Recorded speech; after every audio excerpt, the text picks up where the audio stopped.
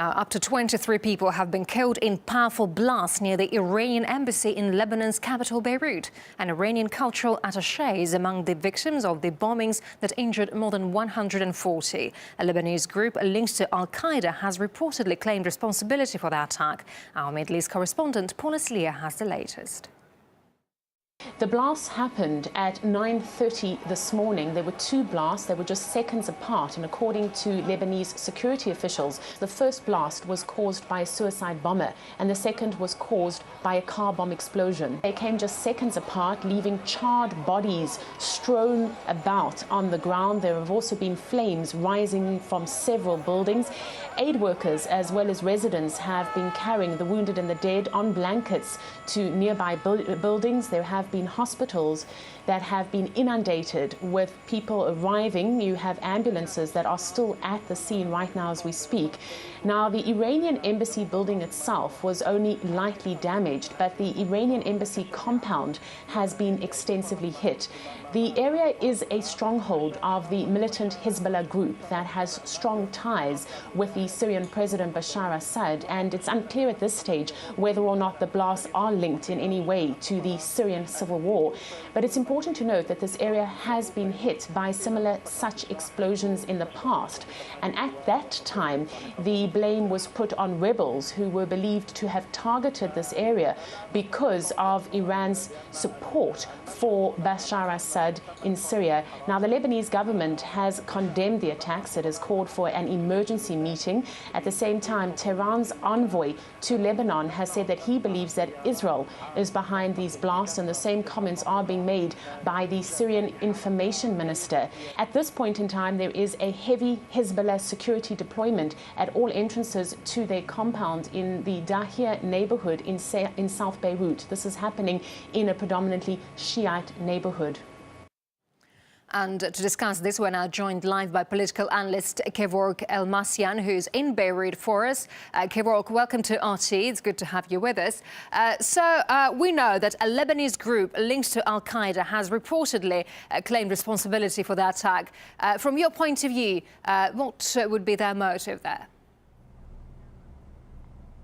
First of all, thank you for having me. The group is called Abdullah Al-Azzam Group, which is affiliated to Al-Qaeda. This is a clear message by Saudi Arabia, or it's an act of war by Saudi Arabia against Iran. This is the first for the first time, the Saudis crossing the red lines by targeting the Iranian embassy in Beirut. I don't agree with the Iranian ambassador who pointed his finger to the Israelis. It's true that the Israelis are beneficiaries by these explosions, but who perpetrated these attacks are Al-Qaeda-linked groups. Their emir is Bandar bin Sultan in Saudi Arabia.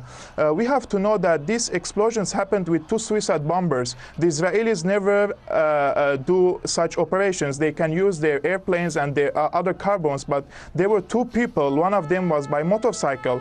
He tried to enter. First of all, he came close to the embassy and he tried to expose himself in order to open a route for the other car to enter into the embassy. So these two, but the security was awake and they shot him, and he was forced to explode himself outside the embassy. But in politics, we have to understand that this message from Saudi Arabia has came after the war of Al-Qalamun Mountains.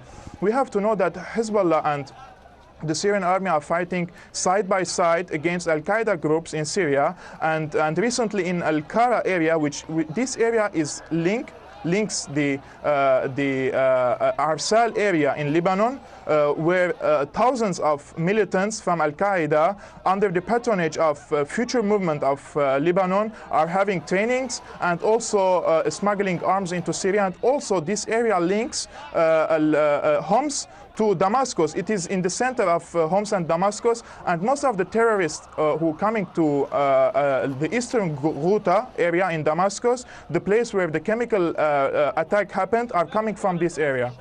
Kevork, please, could you explain to us a little bit more precisely about Saudi Arabia? Why do you link Saudi Arabia to this case?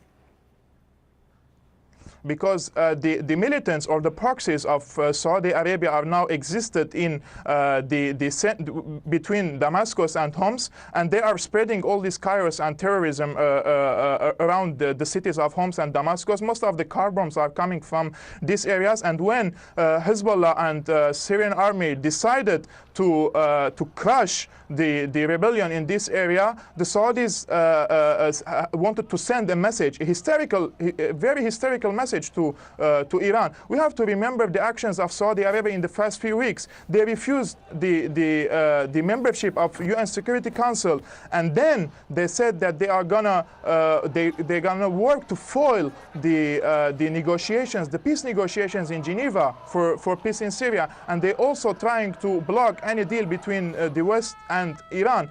And recently, the reports are saying that Saudi Arabia is going to buy a bomb from Pakistan, a nuclear bomb from Pakistan, if a deal has been reached between the P5+1 and Iran. So these hysterical policies by Saudi Arabia is reflecting the desperation of Saudi Arabia in the Middle East, and by targeting now the embassy of Iran, it wants to spread chaos and war also inside Lebanon.